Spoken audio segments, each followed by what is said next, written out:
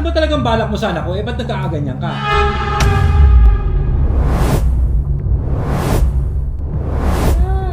Hindi, ganun ano dad. Yun naman talaga yun eh.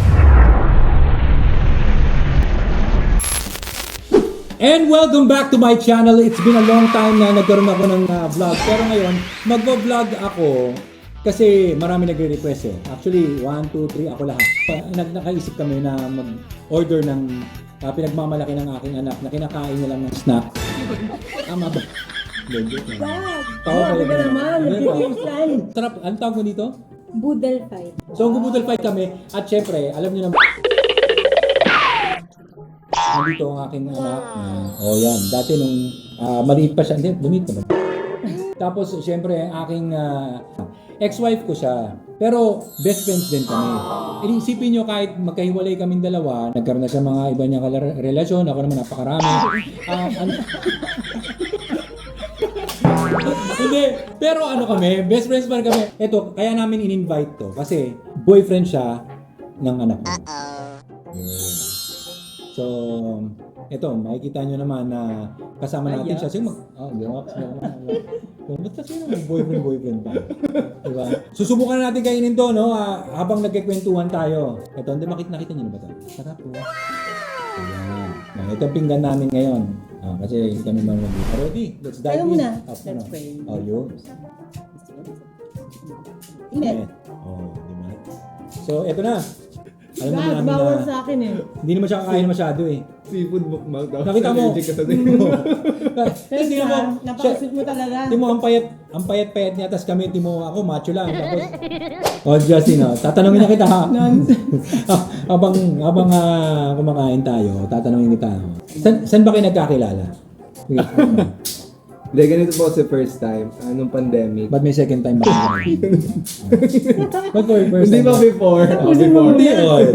Before pandemic, starting ng college ko po, Oh. 2020. Tapos, that time po, di ba, ano lang tayo, pure online class. Ewan ko sa'yo, ba't mo na kami dinadama eh? Hindi pa school, Wala yung na school kami ko school that nun eh. time, yung school ko that time, Wala na kami school nun. TTH lang po. Okay. Tuesday and Thursday, tas online lang siya. Ay, wow. Tapos parang naisipan ko po, tapos pinorse din ako ni mami na, gusto mo try mag-work para may...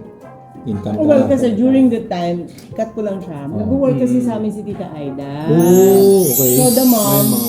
yung mom niya, nag-work na dun sa Sa office. sa business sa factory namin before. And then, Ito, sorry.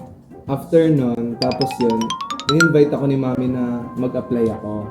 Tapos nag-apply ako ng Doon work. sa office. Doon po, sa factory that time. Tapos yun po na accept ako and then yun po, nag-start Oo, ako. kasi wala mag-work namang doon. criteria kaya na-accept siya. Yun. Ang galing mo pala. At saka marami kami kailangan tao nun, kaya... Gusto ko malaman, di ba nag-apply ka dyan, accept ka. Ngayon, paano may na-applyan niya? Ito na yun.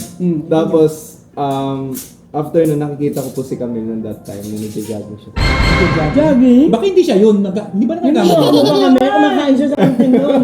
Nagja-jogging papunta sa kantin. Ayun naman. Hininaw naman. Grabe ka naman. Jogging / walking. Ayun. Slash pa? Slash yan. Slash walking, slash eating. Alas 4 yun ang Pinagpupuwisan ako, guys. Apa? Alas 4? Ay, dugutom ka na naman nun pagkatapos mag-jogging. Hindi ah. Ay, guys, Tapos yun nag-realize po ako. nun, tas ang supervisor ko po si Tita Bambi. Ako, lapit ka doon. Gari ka doon. Tapos inas ko po na kung sino yung nagja-jogging that time kasi po na. Tapos yun po, tapos sabi ni Tita Bambi, binigay niya po sa akin name ni Camille. Ano na Tapos binigay siguro niya? po Bambi. Tong. Bambi. Tapos po after few days or few weeks na, tapos yun, nag-start ko na po. Sinearch ko po si Camille sa Facebook. Tapos, Oh. start ko Hindi na mo po ako nakita doon sa Facebook. Tapos in-start ko mong message Hindi ka siya. ba natakot? Tapos yun po, nag-usap na po kami na that time. Kinausap mo kagad, na? Sabi niya, hi ma'am. Oh. Sabi ko, hello po. Bas na, mo hi dad, gano'n. Kausap, sabi ko, ano, Hindi na ako nakakain. Hindi mo ba hindi mo ba inopera ng pagkain si Camille noon? Hindi, lagi siya sa kantin eh. dala. Ay, naku, Hindi dami lagi na yung naman. nandun, Mali di ba? pala ako. Ano, Dad? Hmm. Tawag ko po sa kanya ng kuya. Ha? Bakit? Pagsamantalang kuya. Kasi mas matanda siya sa akin. Okay. Pero mo. Daddy mo rin eh, matanda sa akin. Ilan Huwag ka nga mag-inarte. Sorry, sorry. Nung panahon na niloko mo ako, ano ako nun? Baby pa ako nun eh. Siyempre, wala akong tamang mo. Hindi ko alam na relasyon pala yung ginagawa natin. Tapos, Sa slap. Tapos, Tapos, yun po, nag-usap kami. Tapos, nung March, inaya ko po siya na kumain sa labas. Nasa same. tapos. Tapos yun po, nag-samgyup kami.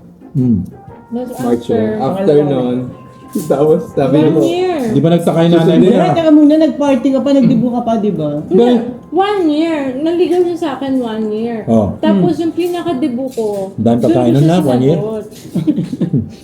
Doon ko na sinagot. Oo. Matagal-tagal na. Oo. 1 year bago mo sinagot. Hindi ba taka na nanay mo na naubos yung pera mo? Ayun na nga, Saka. inaubos niya. Tapos, ano nangyari? Nung sinagot mo, paano mo sinagot? Habang 18 roses ko siya. Doon niya tinanong? Hindi. Sinagot ko siya doon. Walang tanong? Wala. Sabi ko sinasagot ko. Nakita. Ano, pakiramdaman? Ang grabe. Yung 18 roses, kung nalaman ko lang ganun yun. Yung umiikip na, baka mapag-usapan ka sa opisina, gano'n. Ninigawan mo siya. inisip ko din naman po yun. Meron ba mga nag-judge Tapos- sa'yo Oo. during the time? Kasi Meron ba syempre, nung time na yun, kilala siyang parang ano dun sa office. Tapos, hindi, syempre normal lang naman yun eh. Yung mag-iisip sila you're taking advantage of the situation. Siguro, take the risk lang talaga. Pero, that time, fear na may ano po talaga, mixed emotions. Tapos ano nangyari? Nung sinagot ka, ano sinabi mo, Yahoo, gano'n? .com. Natutuwa. Ang totoo. Tapos, Parang hindi ka naman natuwa. Hindi naman. Diba? Ay, ka naman tanong ko na. Hindi ko man din sa sarili ko kami eh. Ay, gano'n. Ikaw, tanongin ko naman, anak. Nung first time na tinawag at tinext ka niya, di ba? Yun yung ano? O anong nasa isip mo? Kasi kuya nga tawag mo, di ba? O, anong nasa isip mo? Wala naman. Nireplyan ko lang siya. Kumbaga walang mali siya. Wala. Hindi ka ba nag-isip na bigla ka na lang minessage, gano'n? Hindi. Kasi, ang tawag dito, ang pagkakilala ko sa kanya, boyfriend ko pa rin. ayan. Baka totoo nga yung sinabi. Yung pinano mo, kasi nung pa nga sabi, Bambi Mercado, gano'n. Ha? Parang si Bambi. Kasi crush na crush siya ni Tita Bambi. Pero, hindi naman pala, never naman pala nangyari yun. Akala ko lang, kasi nga, chismis, diba? Tsaka hindi ko naman siya kilala eh. May chismis sa office, gano'n. Nangyari, kailan mo na parang na-feel na nanliligaw na siya? Hindi, naging naman agad siya, naging clear Straightforward. naman, oo, sa intention niya talaga ng pakikipag-message sa akin kung bilang friends lang or parang may gusto siya, gano'n. Tapos yun nga, parang nag-message siya sa akin na patay daw siya sa akin. Patay ka. Parang ikaw lang pala. Uy, ang kapal naman ng pagmumukha mo dyan. Kuya.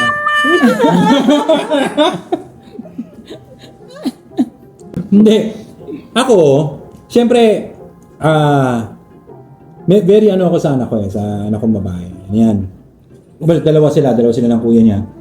Yung open naman ako sa kanila sa lahat ng mga bagay, di ba? I tell them my stories. Mababait naman ang mga bata. Kaya nung nalaman ko na may boyfriend siya, nagsabi naman siya, hindi naman ako, kasi alam ko yung limitations ng anak ko. Alam ko na, siya, strong woman. So, hindi ako, di ba? Mana talaga sa akin yan. Di ba? Hindi, pero, nagmana siya sa mama niya sa pagdating sa mga ganyang bagay kasi malakas loob ang mama niya eh. Sobrang lakas sa loob, kita mo, naligawan ako noon. Lakas loob niya. So, ang dito, ako sa akin sa part ko, hindi muna ako nag-judge sa'yo. Tinignan ko lang kung paano ka kumilos with my daughter. Tapos syempre yun, hanggang sa nakita ko napakabait mo namang bata. Tapos sa tingin ko naman, mahal mo naman yung anak ko. Kaya yun, okay naman. Wala ko talagang yung tipong iniisip ko na yung first impression, ano kaya itong lalaki na ganun. Hindi.